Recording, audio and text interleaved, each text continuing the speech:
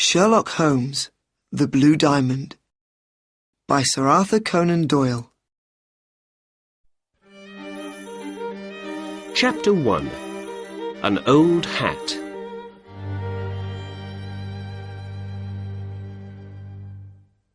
My name's Dr. Watson, and I'm a good friend of the famous detective Sherlock Holmes. 2 days after Christmas last year, I went to his house at 221B Baker Street. I wanted to say Happy Christmas to him. When I arrived, I found him in the sitting room. He was by the window with some newspapers next to him. There was an old hat on a chair near him, and he had a magnifying glass in his hand. "You're working on something," I said. "Shall I go?" "No," said Holmes. "Sit down and look at that interesting old hat over there." I sat down. It was cold out in the street, but it was nice and warm in Holmes's sitting room. "Why are you interested in that old hat? Is it something to do with a crime?" I asked. Holmes laughed. "Not a crime, no," he said. "I got it from Peterson, the doorman at the Baker Street Hotel. He found it in the street and brought it here on Christmas Day for me to look at. He also brought a dead bird with him, a good fat Christmas goose, at the same time. I gave the goose back to him this morning. He's cooking it at his house now, and he's going to eat it for dinner tonight." "Oh, first it was a hat, and now you're talking about a goose," I said. "I don't understand." "Then let's begin when it all began," said Holmes. At about 4 o'clock in the morning of Christmas Day, Peterson went home after work. When he got to Tottenham Court Road, he saw, in the street in front of him, a tall man with a goose over his shoulder. Peterson walked behind him for some time.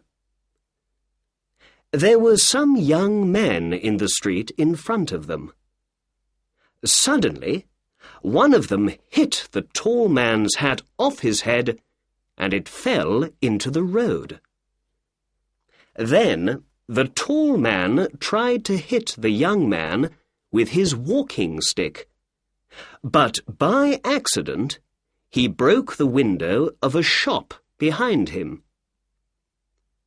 At that moment, Peterson ran to the man to help him, but the tall man ran away. Perhaps he felt bad about breaking the shop window. Perhaps he thought that Peterson, in his doorman's coat and hat, was a policeman. When he ran, he left his Christmas bird in the street next to his hat. The young men ran away at the same time. So Peterson took the goose and the hat home with him, and the next day he brought them here. There was an interesting little ticket on the goose's left leg, said Holmes.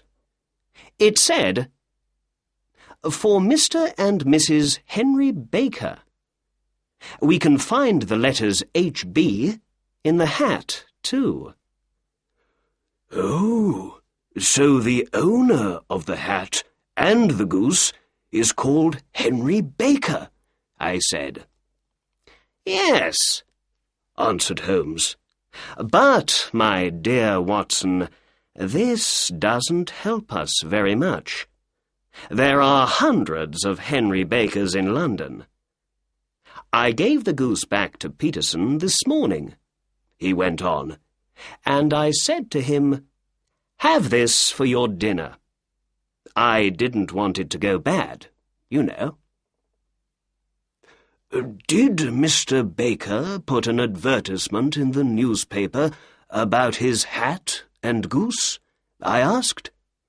"No," answered Holmes. "Then how can we find him?"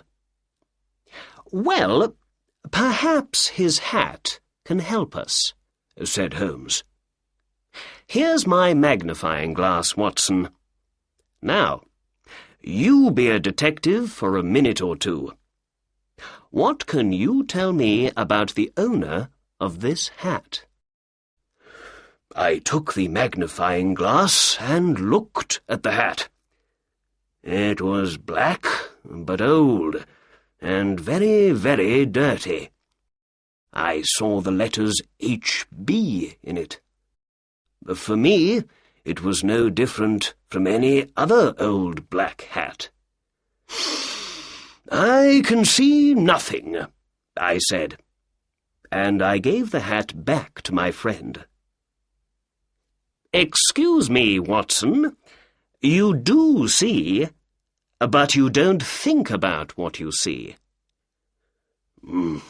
"All right," I said. "What can you see in this hat?" "The owner of this hat is an intelligent man," said Holmes. "He was once rich and is now poor. His wife loved him once, but she doesn't love him now. And he's 30 or 40 years old." "Well, perhaps I'm slow, Holmes, but I don't understand," I said. "Why is he an intelligent man, do you think?" Holmes put the hat on his head. It came down to his nose. "This is a big hat. A man with a big hat has a big head. And a man with a big head has a big brain. A man with a big brain thinks a lot." "But you say he was once rich and is now poor. Why?"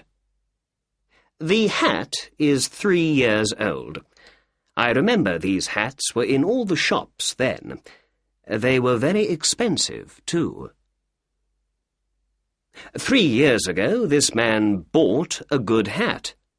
So he was rich then, but he has no money to buy a new hat now, so these days he is poor." "All right," I said, "but you say he is in his 30s or 40s. How does the hat tell you this?" "Well, when I looked carefully at the hat with my magnifying glass, I could see some grey hairs in it. People usually get grey hair in their 30s or 40s. "I see. But what about his wife? You say she doesn't love him." "Because the hat is very dirty. When a woman loves her husband, she cleans his hat for him." Perhaps he hasn't got a wife." "Yes, he has. Remember the ticket on the goose's leg?" "Ah, yes," I said. "You have an answer for everything." At that moment, the door opened, and Peterson, the hotel doorman, ran into the room. He looked very excited. "The goose, Mr. Holmes! The goose!" he said. "What's the matter with the goose?" asked Holmes. "Did it come back from the dead and fly off through the kitchen window?" "No, Mr. Holmes. My wife found this in the bird." Peterson opened his hand. There was a beautiful blue diamond in it. Chapter 2. The Blue Diamond.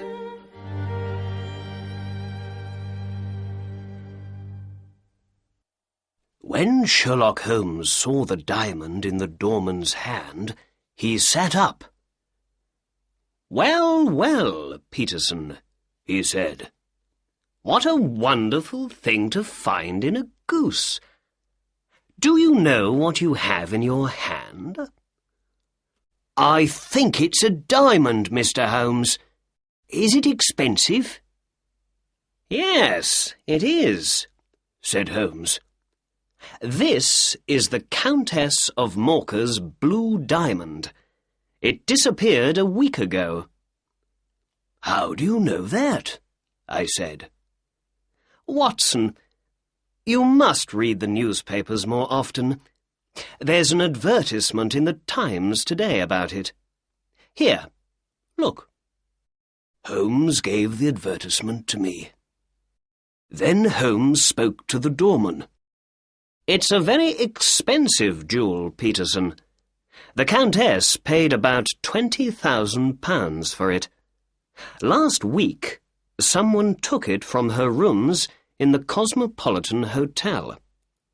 Now the Countess wants to get her diamond back. She says that she's going to give £1,000 to the finder." "£1,000?" cried Peterson excitedly. Then, without saying more, he sat down in the chair between us. First he looked at Holmes, and then he looked at me. "The diamond disappeared 5 days ago, I think," I said. "Yes," answered Holmes. "They say a young man, John Horner, took it. Here's a newspaper report about the case." Holmes gave an old newspaper to me, and I read the report. "A diamond disappears from the Cosmopolitan Hotel. The Countess of Morcar's blue diamond disappeared from her room at the Cosmopolitan Hotel on the 22nd of this month. The police think John Horner, 26 years old, took the diamond from a jewel box when he went to repair the window in the room. James Ryder, the assistant manager of the hotel, told the court, 'I took Horner to the Countess's room, but then I went away for some time. When I came back, Horner wasn't there, and I found the open box, without the jewel in it, on the table next to the bed.' Catherine Cusack, the Countess's maid, spoke next. 'I heard Mr. Ryder call, and I ran to the Countess's room. There I found Ryder with the jewel box in front of him. The police found Horner at his home later that day, but they couldn't find the diamond. Later, Detective Bradstreet spoke to the court. When I said, 'You're a diamond thief,' Horner hit me.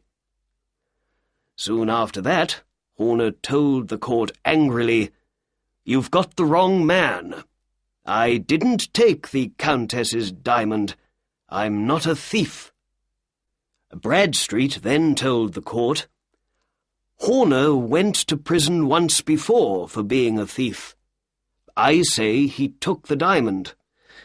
The case goes to the High Court next week.'" "Well, that's the newspaper report about the diamond," said Holmes. "Now we need to understand how the jewel left the Countess of Morcar's room in the Cosmopolitan Hotel and arrived in Tottenham Court Road in a goose. You see, Watson, there is a crime in this case. Here's the diamond. The diamond came from the goose, and the goose came from Mr. Henry Baker, the man with the old hat. I know you felt a little bored when I told you all about Mr. Baker, but now we must find him. Where and how does he come into the case of the blue diamond? The answer to these two questions is most important. "But how can we find him?" I asked. "Through a newspaper advertisement," answered Holmes. He took a pen and began to write. "Did you lose a goose and a black hat some days ago in Tottenham Court Road? Are you called Henry Baker? Please come to 221B Baker Street this evening at 6:30 to get your things." "There. That says it all, I think," said Holmes. "Yes, but is he going to read it?" I asked. "Yes, Watson, I think he is. He's a poor man, remember? At the time he was afraid because of his accident with the shop window, but now I believe he feels very sorry about running away and thinks, 'Why did I leave that bird in the street?' Perhaps he looked for a newspaper advertisement about it yesterday. I think he's going to look again today, too. What's more, we've got his name in the advertisement, so I believe his friends are going to see it and tell him about it." "Yes, I see," I said.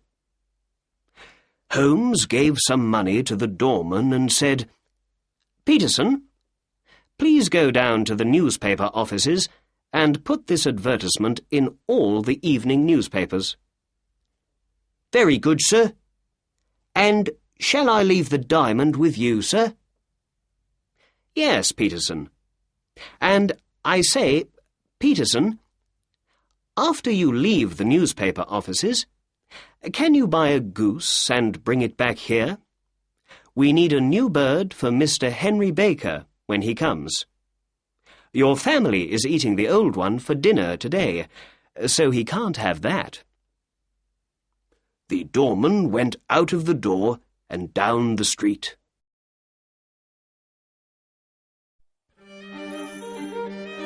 Chapter 3.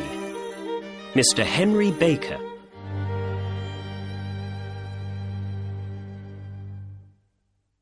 Holmes took the blue diamond in his hand and looked at it. "What a beautiful thing," he said. "Look at the wonderful colours in it. Dark blues and cold whites. All big jewels make people into thieves and killers in the end. This one comes from the south of China, near the Amoy River. It's only 20 years old, so it's a young thing. But already many terrible crimes are happening because of it. I'm going to put it in my safe now, and then let's write a letter to the Countess of Morcar and say we have her beautiful blue diamond here with us." "But Holmes," I said, "I don't understand. Is that young man Horner innocent after all?" "I don't know." "And what about Henry Baker? The tall man with the hat and the goose. Is he the jewel thief, perhaps?" "No, I don't think he is. I believe he's an innocent man. I don't think he knew there was an expensive diamond in his goose. A jewel worth more than £20,000. But let's wait and see. Perhaps Mr. Baker's going to answer our advertisement this evening, and then we can learn something more about him." "All right," I said. "I can come back after work this evening. I'm very interested in the answer to this case." "Good," replied Holmes. "Dinner is at 7 o'clock. I got to Baker Street at 6:30 that evening. there was a tall man already at Sherlock Holmes's front door when I came down the street.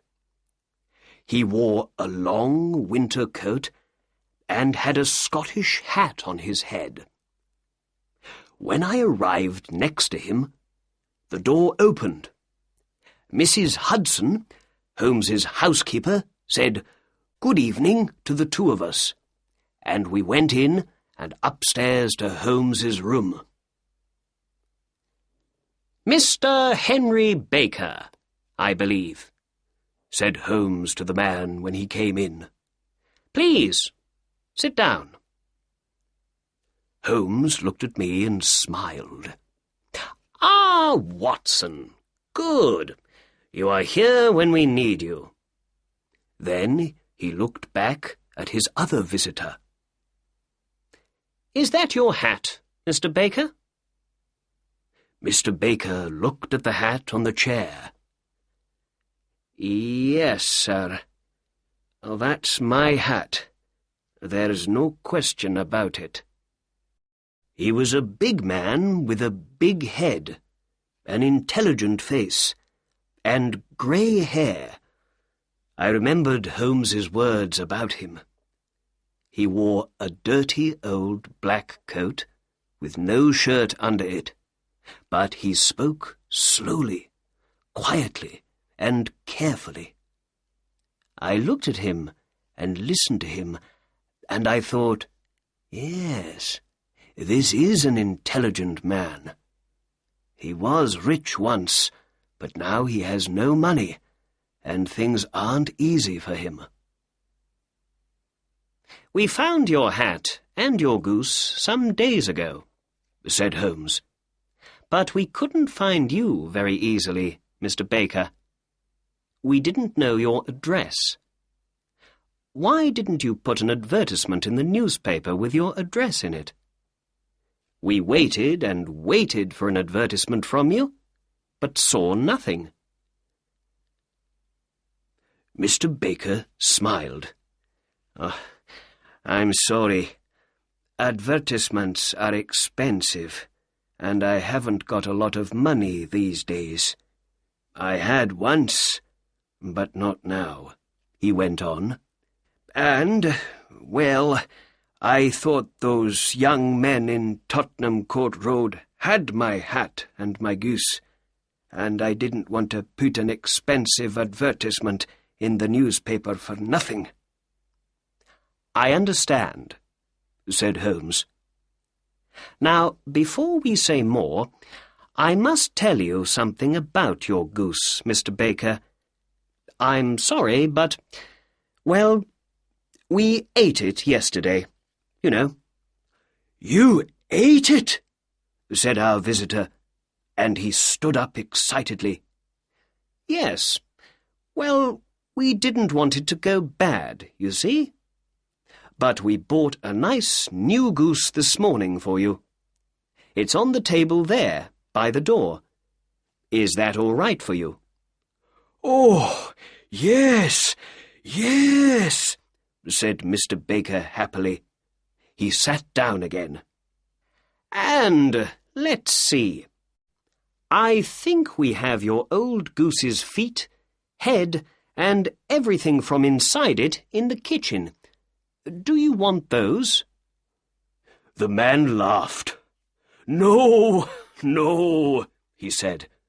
"But I'd like to take that nice new goose home with me. Thank you very much." Sherlock Holmes looked at me with a little smile. "Very well," he said to Mr. Baker. "There is your hat, and there is your bird. Please take them.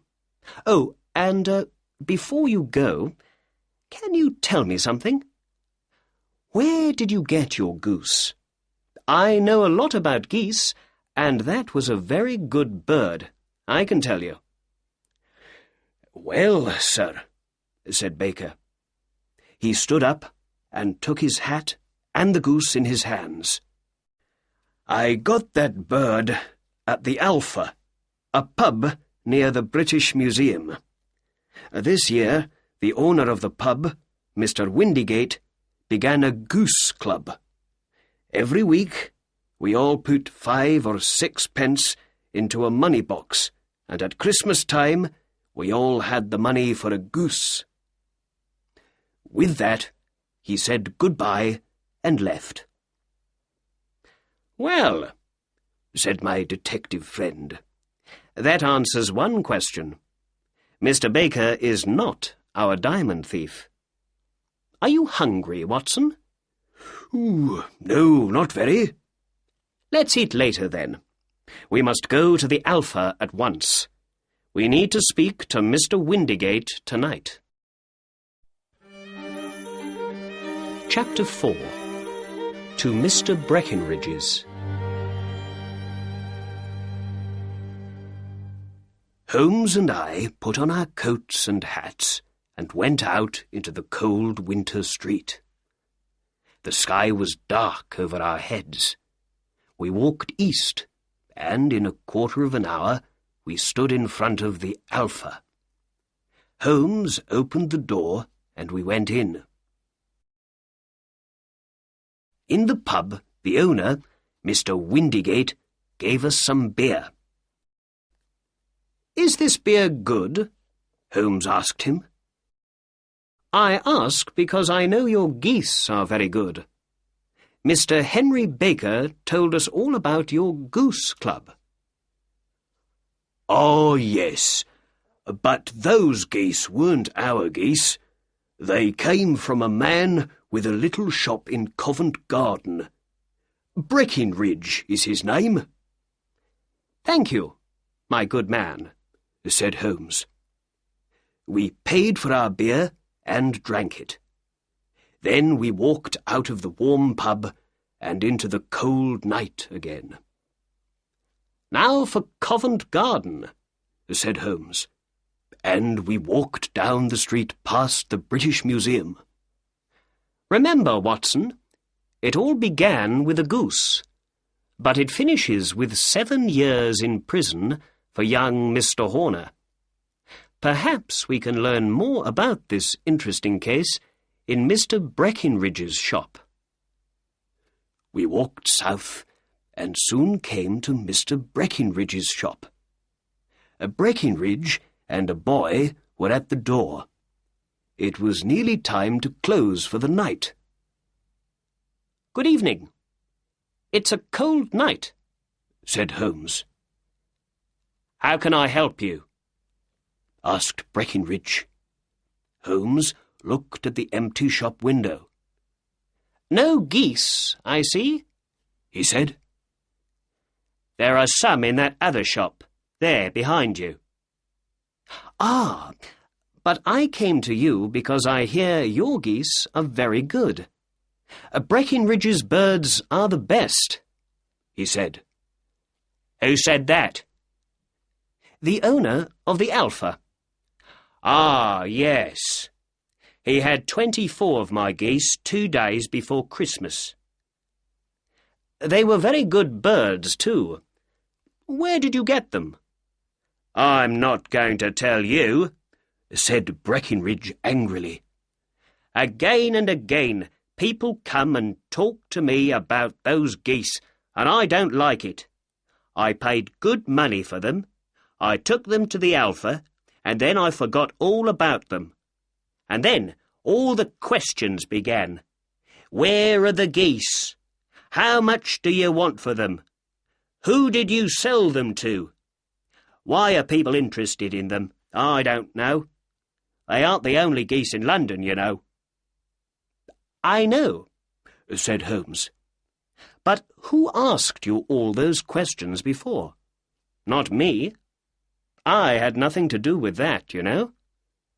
But now I need your help. We ate a goose at the Alpha, and I say it was a country goose.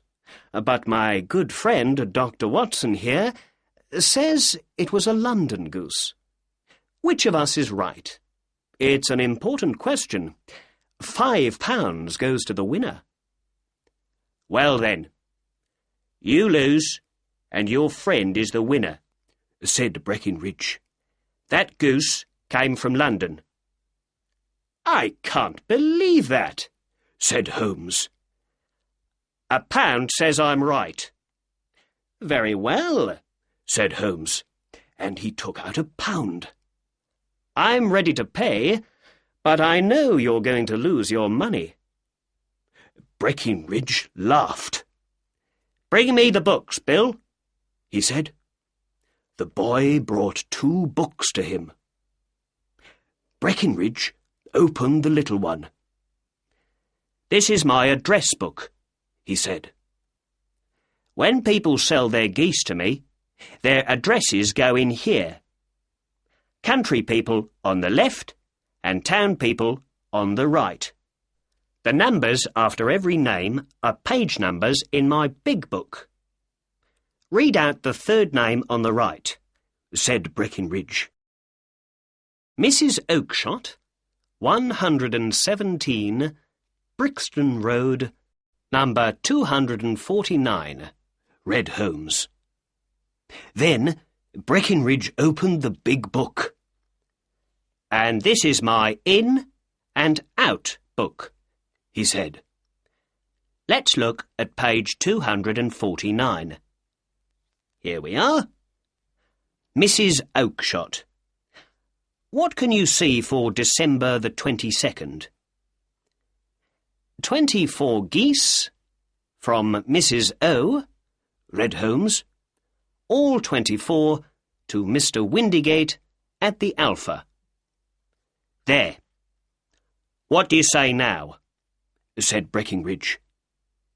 Holmes put his £1 into Breckinridge's hand angrily.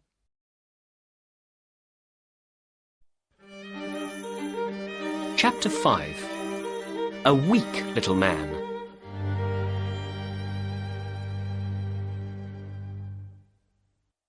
In the street, Holmes stopped. Suddenly, he wasn't angry. He began to laugh.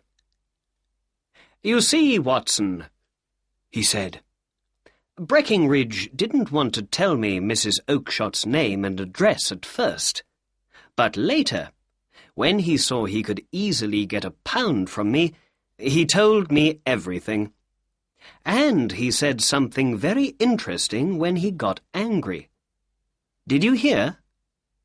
Other people are asking questions about those geese." Suddenly, there was a lot of noise from Mr. Breckinridge's shop behind us. We looked back at it.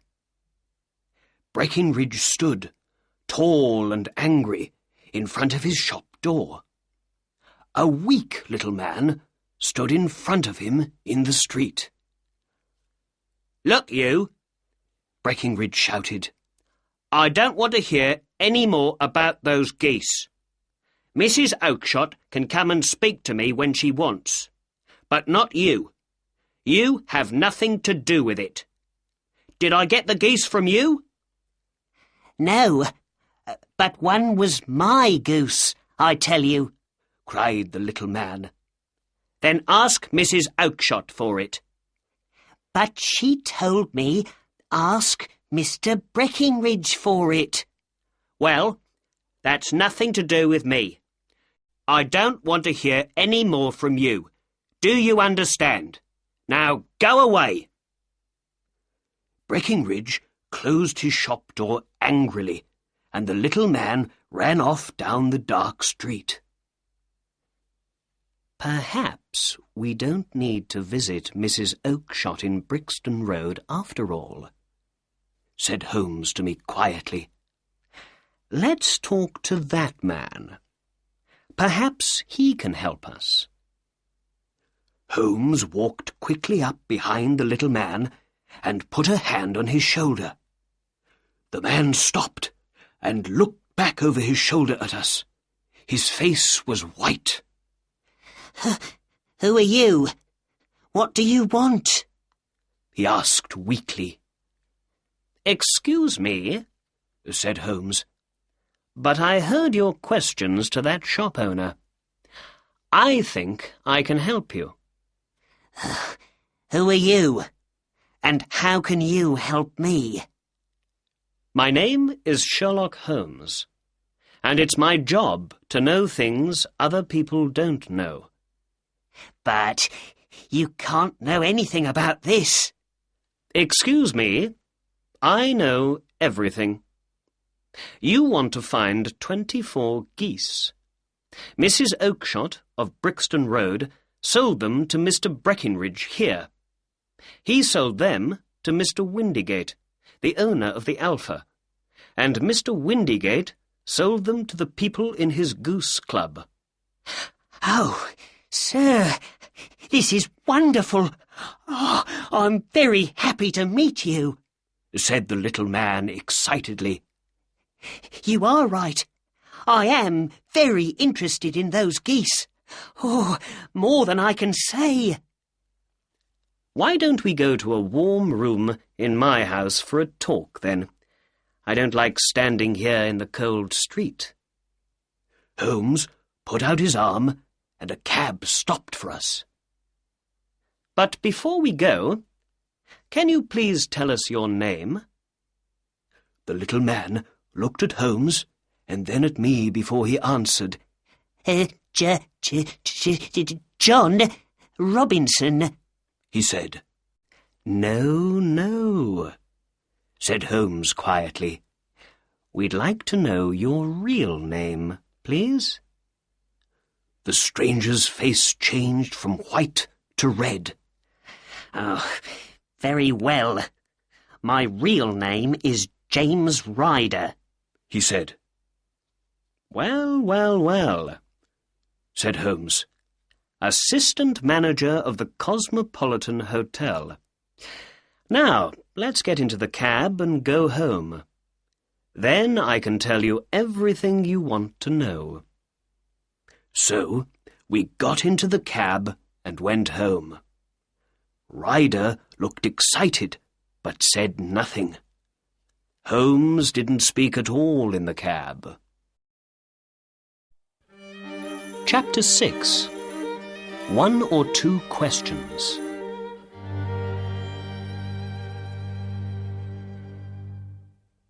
When we arrived at 221B Baker Street, we got out of the cab and went in.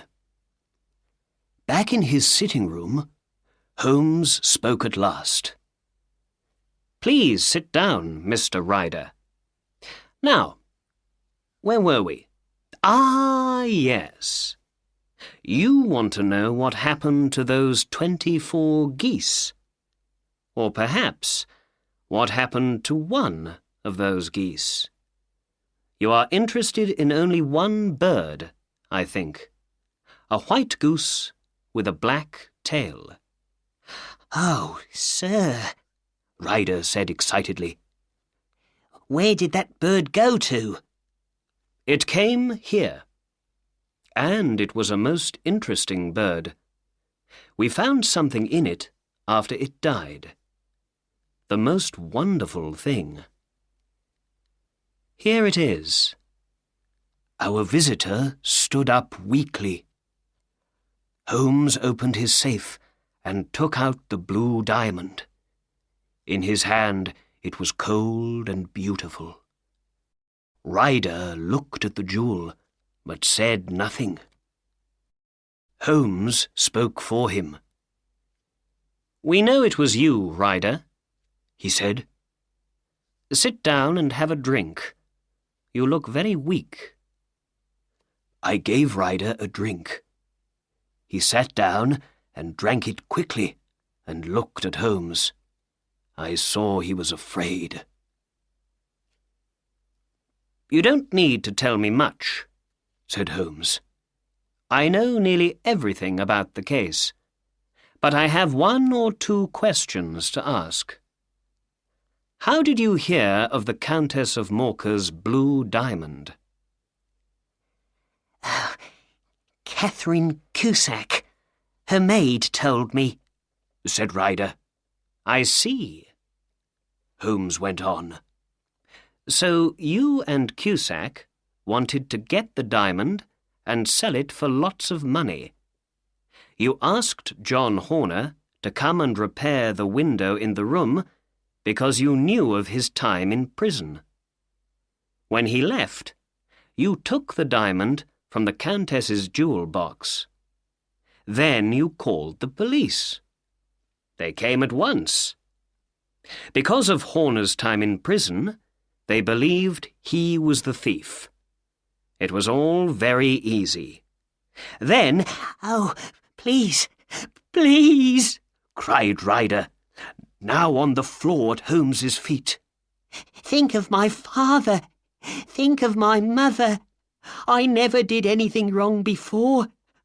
I'm never going to do it again. Please don't tell the police. I don't want to go to prison." "Sit down in your chair," said Holmes coldly. "You're crying now, but did you feel sorry for young Horner? He knew nothing of this crime, but the police believed he was a diamond thief, and so he went to court, and he is now going to prison, all because of you." "I can leave the country, Mr. Holmes. Then, when I don't go to court, Horner can leave prison." "We can see about that later," said Holmes. "But now, please tell me, Mr. Ryder, how did the diamond get from the hotel into a goose? And how did the goose get into a shop? And please tell the truth." Ryder began. "When the police arrested Horner, I left the hotel with the diamond in my pocket. I didn't want to stay at the Cosmopolitan, not with the police everywhere, looking at everything. So I went to my sister's house in South London. She lives in Brixton Road with her husband, Mr. Oakshott. I saw lots of police officers on my way there, and when I got to Brixton Road, I was very afraid. 'What's the matter?'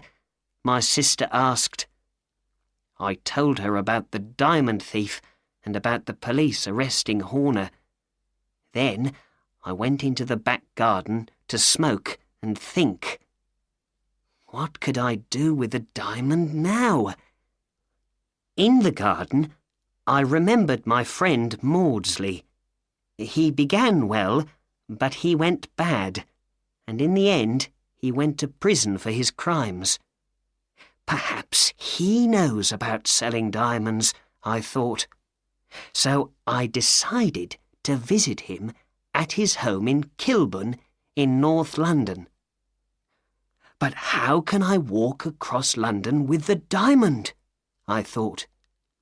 I can't have it in my pocket, not with all those police officers in the streets. Then I looked down at the geese in the garden, and I thought of something.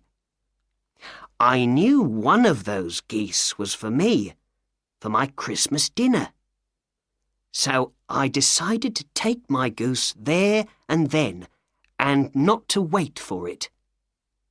I quickly caught a big white goose with a black tail. Then I took the diamond from my pocket and put it into the bird's mouth. I felt the jewel go down its neck. With the diamond now inside the goose, I felt happy. I could walk to Kilburn and back easily. Then my sister came into the garden. "What are you doing with that goose?" she said. I put my bird down and it ran off with the other geese. "That's the goose I want for Christmas," I said. "Very well, catch it, kill it, and take it with you," she said.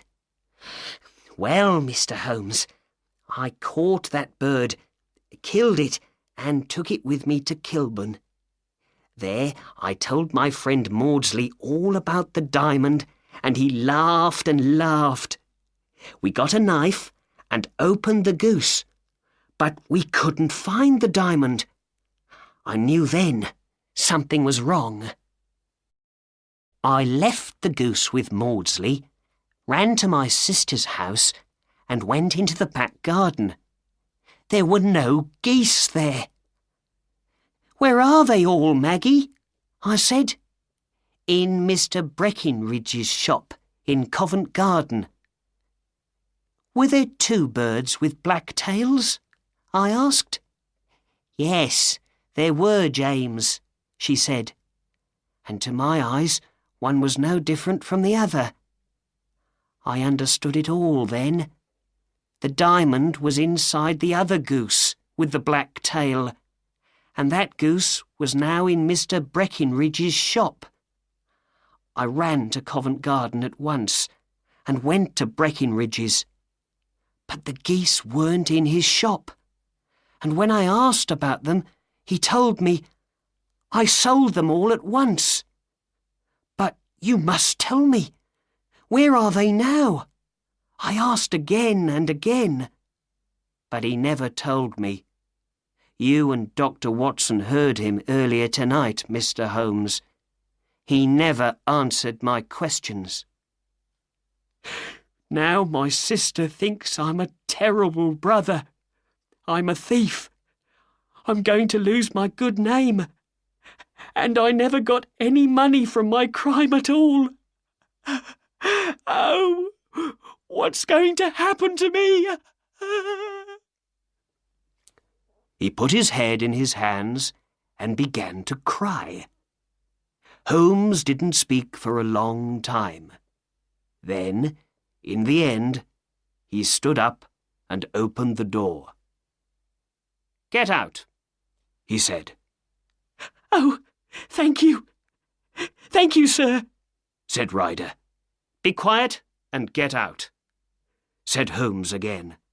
And, with that, Ryder ran out of the door, downstairs, out into the street, and away. "After all, Watson," said Holmes, "it's not my job to do the police's work for them. And young Horner's going to be all right. Ryder isn't going to go to court now. Without him, the police have no witness to say Horner was the thief.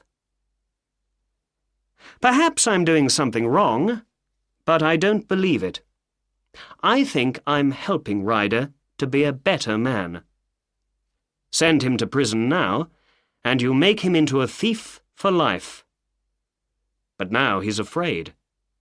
He's not going to go wrong again. We found the solution to the crime, and that makes me happy. And it's Christmas after all. And Christmas is a time to be nice to other people, I believe. And now, Watson, let's ask Mrs. Hudson to bring in our dinner."